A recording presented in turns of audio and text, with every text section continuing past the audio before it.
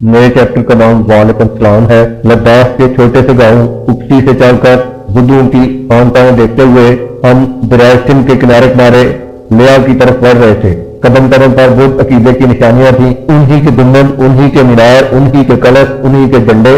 अचानक कुछ जमीन नीची हुई या शायद कुछ दरिया उठा हुआ और दोनों बराबर चलने लगे। दरिया से सैराब होने वाले खेत नजर आने लगे। इन खेतों के दरमियान एक गांव नजर आया जिसमें मस्जिद के गुंबद दिखाई दिए, मस्जिद के गिरोते नजर आए और इमाम बाड़े के मीनारों पर हजरत अब्बास का अलम और फ्लेरा लहराता दिखाई दिया। हमने अपने का रुख इसी गांव की तरफ मोड़ दिया। किसान खेतों में काम कर रहे थे, बच्चे स्कूल से लौट रहे थे। सब ने माथे तक हाथ ले जाकर सलाम किया। कार एक बुजुर्ग के करीब से गुजरी। मैंने बुलंद आवाज से अस्सलाम वालेकुम कहा। इतनी बुलंद आवाज से जवाब मिला वालेकुम सलाम। ये छीशूट का इलाका था। बुद्धों की इस सरजमीन में ये गांव एक सरसब्ज़ का जजीरा लगा। मैं सोचने लगा कि ये कौन लोग हैं, कहाँ से आए होंगे, या दीन इस्लाम किस रास्ते से यहाँ पहुंचा होगा। लद्दाख के बारे में सब जानते हैं कि 14वीं सदी में यहाँ इस्लाम की तबलीग शुरू हुई। नीचे वादी कश्मीर में बुद्ध अकीदे का खात्मा हो चुका था, हिंदू अकीदा सिमट रहा था। तुर्किस्तान से वो बुजुर्ग तशरीफ ला चुके थे जिन्होंने बुलबुल शाह के नाम से शोहरत पाई। फिर सैयद अली हमदानी ने इस वादी में कदम रखा और शाह हमदान के नाम से लोगों के दिलों में नई शमअ अफरोजा की। इसकी रोशनी लद्दाख तक पहुंची और राह में शेर के मुकाम पर हम एक छोटी सी मस्जिद देख आए हैं। कहते हैं कि शाह हमदान ने इसमें नमाज अदा की थी।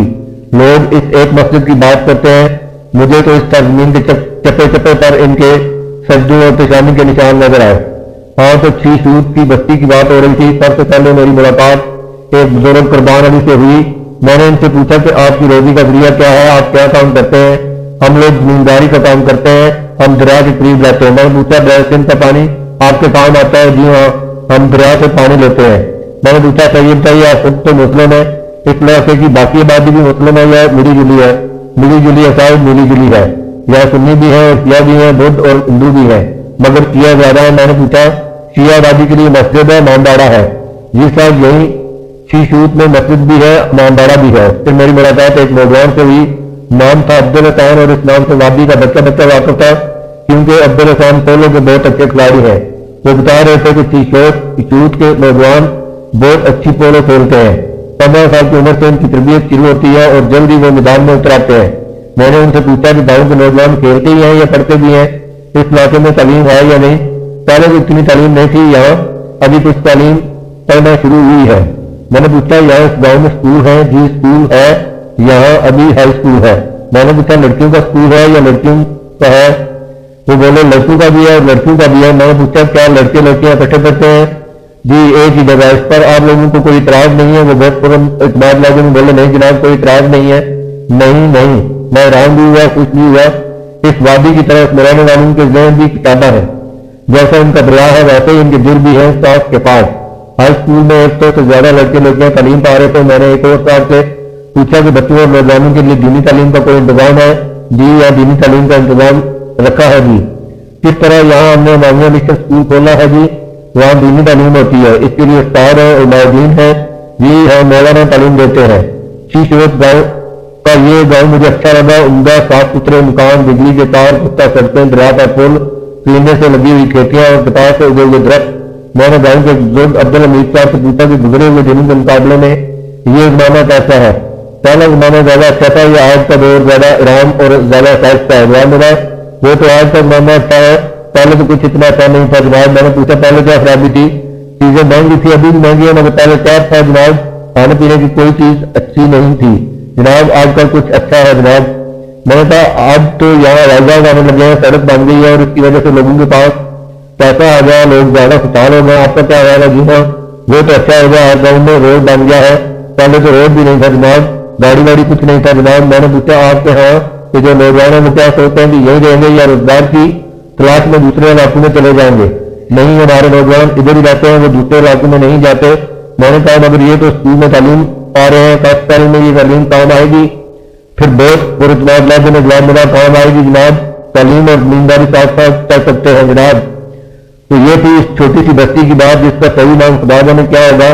मुझे तो वो नाम शेर डोमा सुनाई दिया। कहते हैं कि इस आबादी का एक हिस्सा ऐसा है जिसके पुराने बासिंदे बलूचिस्तान और फरेब से चलकर यहाँ आए थे।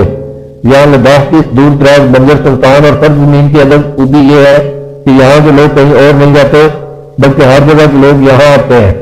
اب تو خیر ساری سرزمین پر فوج آباد ہے، سیاحوں کے لیے یہ علاقہ کھول دیا گیا ہے، اس لیے روزگار خوب ہے، لوگوں کے مالی حالات اچھے ہیں، اور کہنے والے تو یہاں تک کہتے ہیں کہ پورے کشمیر میں کہیں بھی بینکوں میں اتنا پیسہ جمع نہیں جتنا لداخ کے بینکوں میں ہے۔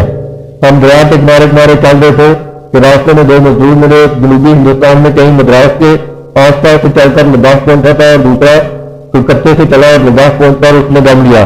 یہ دونوں آدمی سیٹ پر گولیاں اٹھائے ہوئے تھے جن میں لوہا، لاش اور ٹین کے ڈبے بھرے ہوئے تھے۔ میں نے ان سے پوچھا کہ تم لوگ یہاں ویرانوں میں کیا کام کرتے ہو؟ وہ جو مدراس سے آیا تھا وہ بولا یہاں ہم لوگ لوہا ٹین جمع کرتے ہیں، پھر اس لوہے ٹین کو جمع کر کے کیا کرتے ہیں؟ بیچتے ہیں۔ کیا اس کو کہیں لے جا کر بیچتے ہیں یا اسے خریدنے والا یہی آتا ہے؟ ہم ادھر ہی لے کر جاتے ہیں۔ کہاں؟ لوہا نہیں، سری نگر لے کر جاتے ہیں اتنی دور، مگر یہ بتائیے کہ یہ لوہا اور ٹین کہاں ملتا ہے آپ کو؟ یہی آدمی کے پاس اور گاؤں دیہات سے مل جاتا ہے، پھر آپ اس کو کیسے لے جاتے ہیں؟ ٹرک میں۔ کتنے لوگ یہ اس قسم کا کام کرتے ہیں؟ کہیں 2 کی ٹولیاں، کہیں 3 کی ٹولیاں، ایسے ہی مل کر کام کرتے ہیں۔ تو آپ اگر ایک ٹرک بائکر لے جائیں تو سری نگر میں اس کی کتنی قیمت ملتی ہوگی؟ مل جاتا ہے 4-5 ہزار مل جاتا ہے۔ اب میں دوسرے شخص سے مخاطب ہوا، آپ کا کیا نام ہے؟ شمبو ڈاٹ۔ آپ کہاں کے رہنے والے ہیں؟ کلکتے کے۔ آپ کلکتے سے سیدھے لداخ آئے ہیں؟ نہیں، جموں میں آج سے پہلے۔ کیوں؟ آگے تھے، گھر چھوڑ کے جموں میں رہتے تھے بہت دنوں سے، بعد میں یہاں آ کر لوہا ٹین جمع کرنے لگے۔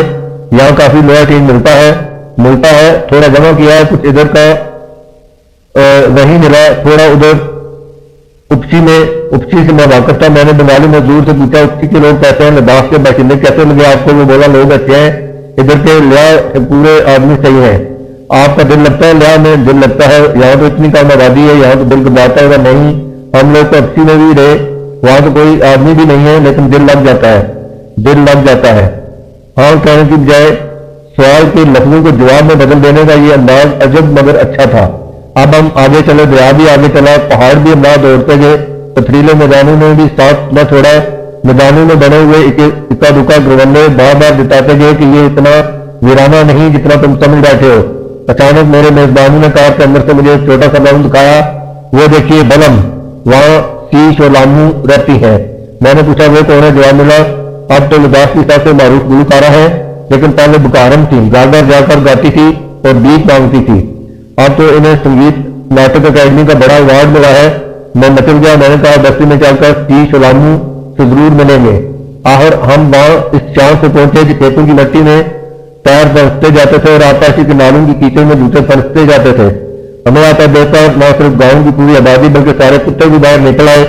ہم سیش اور لامو کے گھر پہنچے، پختہ صاف ستھرا مگر چھوٹا سا گھر جس میں پڑے ہوئے بڑے بڑے کتے۔ خاتون نے گھر کا سب سے اچھا کمرہ کھول کر ہمیں اس میں بٹھایا۔ یہ الگ بات ہے کہ گوتم بدھ ہم سے بہت پہلے آ کر وہاں بیٹھ چکے تھے۔ اب سیش اور لامو سے گفتگو شروع ہوئی، مگر اس ضابطے کہ ان کی زبان لداخی تھی اور میں لداخی نہ جانتا تھا۔ آخر ہماری ایک میزبان سیرنگ انگنون مدد کو آئی اور بات چیت شروع ہوئی جس میں بات کم اور ترجمہ زیادہ تھا۔ میں نے پوچھا سیش اور لامو کیا آپ کے گھرانے میں گانے کا رواج تھا؟ وہ بولی ماں باپ اور میں تینوں گاتے تھے۔ تو پہلے آپ کہاں گاتی تھی؟ کن لوگوں کو سناتی تھی آپ نے گانا؟ میں ہماچل پردیش میں رہتی تھی اور وہاں لوگوں کے گھروں میں جا کر گاتی تھی۔ میرے والدین بہت غریب تھے، اس وقت کھانا بھی مشکل سے ملتا تھا۔ میں نے پوچھا گانے والوں کی عزت ہوتی تھی؟ جواب ملا میں جو گاتی تھی تو ایک طرح سے وہ بھیک مانگنا ہوا، کچھ لوگ چاول دیتے تھے، کچھ پیسہ دیتے تھے۔ پھر کب لوگوں کو احساس ہوا کہ آپ بہت اچھا گاتی ہیں؟ کب آپ کی شہرت ہوئی؟ ہماچل پردیش سے میں یہاں بلم میں آ گئی اور یہیں رہ کر علاقے کے ہر گاؤں میں جانے لگی۔ اس وقت لوگوں کو احساس ہوا کہ میرے گلے میں سر ہے، لوگ دھیان سے میرا گانا سننے لگے۔ سب سے پہلے کلچرل اکیڈمی والے مجھے لے گئے اور میں نے ایک دفتر میں اپنا گانا سنایا۔ پھر ریڈیو اسٹیشن والے پوچھتے ہوئے آئے کہ یہاں سیش اور لامو نام کی کوئی خاتون ہے جو بہت اچھا گاتی ہیں، وہ مجھے اپنے ساتھ لے گئی۔ یہ بات 1971 کی ہے۔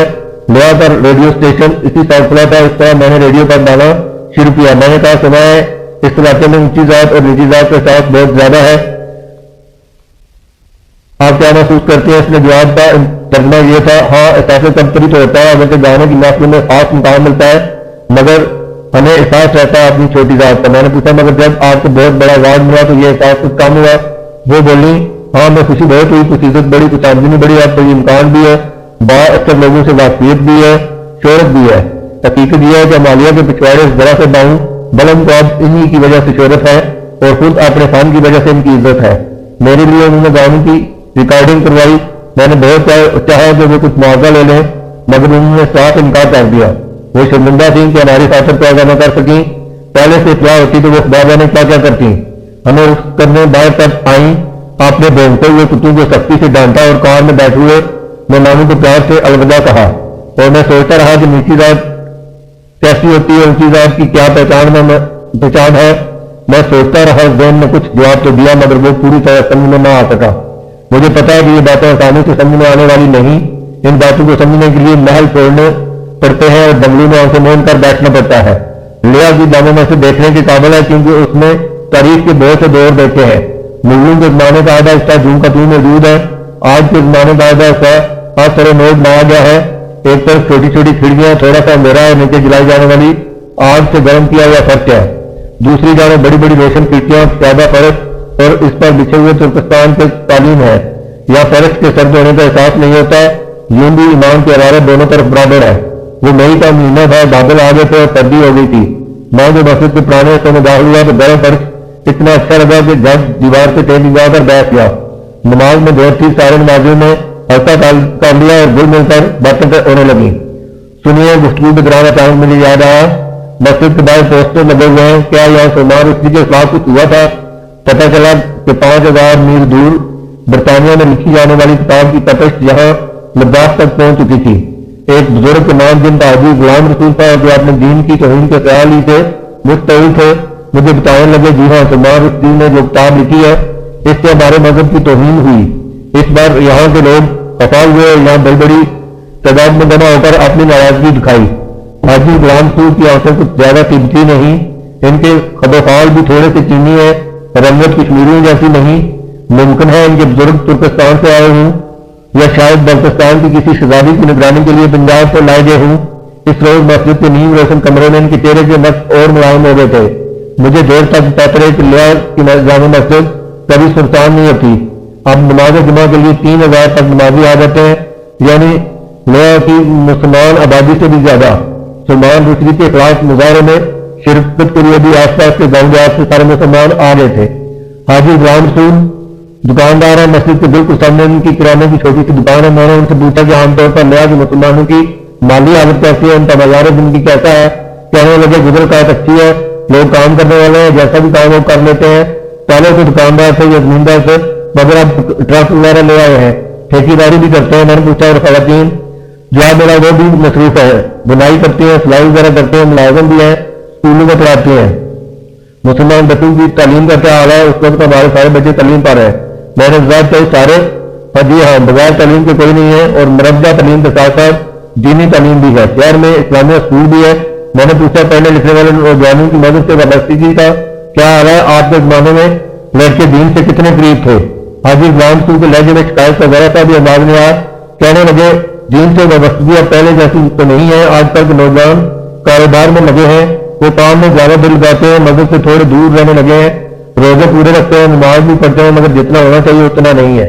ان کی لہجے میں شکایت اب بھی نہیں تھی, مفاہمت تھی.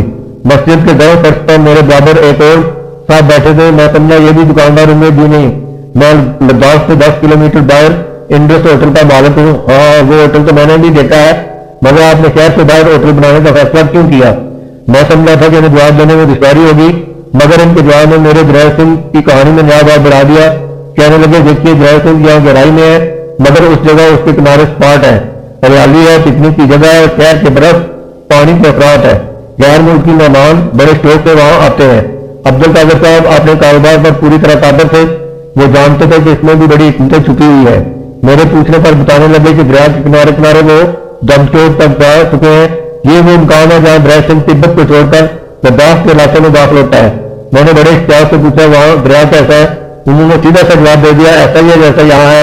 میں نے پوچھا کیا وہاں بھی لوگ کہتے ہیں کہ یہ دریا ہمارے کسی کام نہیں آتا؟ جی ہاں, یہی کہتے ہیں. ہر جگہ دریا گہرائی میں ہے, اس کا پانی اوپر نہیں آ سکتا. صرف شہر سے بھی 6 شور تک اس کے کنارے آباد ہے. اس کے بعد یہ دریا سیدھا پاکستان چلا جاتا ہے. پھر دیر تک دریا کے کنارے بسنے والوں کی باتیں ہوتی رہیں. زیادہ تر لوگ ان پڑھ ہیں, بہت سے خانہ بدوش ہیں جو گرمیوں میں اپنے مویشی لے کر اوپر پہاڑوں پر چلے جاتے ہیں مگر حکومت انہیں پڑھانے کی ٹھانے ہوئے ہے. شہر میں کسی نے مجھے بتایا تھا کہ خانہ بدوش بچوں کی تعلیم کے لیے قوم نے خانہ بدوش ٹیچر مقرر کر دی ہے، جہاں قافلے جاتے ہیں وہیں یہ استاد بھی اپنے سامنے لے جاتے ہیں، جہاں پڑھائی ہوا وہیں جماعت لگ گئی۔ اسی دن چوک کے انپڑھ سندھو کے بارے میں کسی نے مجھے بتایا کہ وہاں ایک چھوٹا سا گاؤں ہے جس میں صرف ایک ووٹر رہتا ہے، الیکشن کے روز اس کا ووٹ ڈلوانے کے لیے انتخابی عملہ ایک پرچی اور ایک وقت لے کر اس کے گاؤں جاتا ہے، پھر اسے مکھن کی بڑی سی ٹکیا تحفے میں دی جاتی ہے تاکہ کہیں وہ اپنا ووٹ ڈالتا ہے۔ سنا ہے اب اس گاؤں میں 2 ووٹر ہو گئے ہیں، غالباً ریشمہ جوان ہو گئی ہے۔ ہاں تو بات لداخ کے مسلمانوں کی ہو رہی تھی، فرش کے نیچے بٹیوں میں سوکھی لکڑی جمتی جا رہی تھی، ٹونٹیوں میں خوب گرم پانی آ رہا تھا، لوگ دیر دیر تک وضو کر رہے تھے، گرم گرم فرش اچھا لگ رہا تھا، ماضیوں کے سجدے طویل ہو رہے تھے۔ غلام رسول صاحب نے بتایا کہ لداخ کے صاحب حیثیت مسلمان مسجد کی دیکھ بھال کے لیے عطیے دیتے ہیں، اور صرف یہی نہیں، ضرورت مندوں معذوروں اور افاظوں کے لیے وہ جو رقمیں دیتے ہیں وہ ہر مستحق کو ٹکٹپا سے پہنچا دی جاتی ہے تاکہ معاشرے میں اس کی آنکھ نہ رکے۔ میں نے پوچھا غریبوں کی بیٹیوں کی شادی بیاہ پر بڑا خرچ آتا ہوگا، لوگ اس میں ہاتھ بٹاتے ہیں یا نہیں؟ غلام رسول بولے لداخ میں اس کی ضرورت نہیں، یہ شادی بہت سادگی سے ہوتی ہے، جہیز یا رقم دینے کا یہاں کوئی رواج نہیں، شادی شریعت کے مطابق ہوتی ہے اور پیسہ بہت کم خرچ ہوتا ہے۔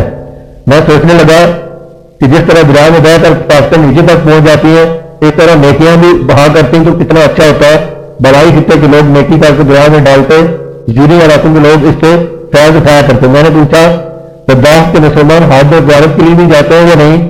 حاجی غلام رسول جج بولے جی ہاں، اب پہلے سے زیادہ جانے لگے ہیں، پہلے تو غریب تھے، کام کاج نہیں تھا، گزر آج مشکل تھی، اب آمدنی بڑھ گئی ہے، سہولتیں بڑھ گئی ہیں، ہوائی جہاز آنے جانے لگے ہیں، لہٰذا بہت سارے لوگ حج کے لیے اور زیارتوں کے لیے جانے لگے ہیں۔ میں اس کر جانے لگا تو مجھے دکھانے کے لیے مسجد کا نیا حصہ کھولا گیا۔ یہ عمارت ان لوگوں نے آمدنی بڑھنے کے بعد بنائی ہے، اخروٹ کی لکڑی پر کشمیر کا ایسا اچھا نقشین کام بنا ہے، خود کشمیر سے آنے والے نمازی حیران رہ جاتے ہیں، اور نمازیوں کی صفوں کے لیے بن کر لمبے لمبے قالین ترکستان سے آ رہے ہیں۔ یہ قالین جیسے جیسے بنتے جاتے ہیں آتے جاتے ہیں، جب پورا فرش آراستہ ہو جائے گا تو فرش کے نیچے بتیاں دکھانے کی ضرورت ختم ہو جائے گی۔ میں مسجد کی زیادہ سیڑھیاں اتر کر نیچے آ گیا، جہاں یہ سیڑھیاں ختم ہوتی ہیں وہیں سے لے کا بازار شروع ہو جاتا ہے۔ میں جو باہر نکلا ایک بزرگ کو دیکھا جو کسی طرح سے لداخی نہیں تھے۔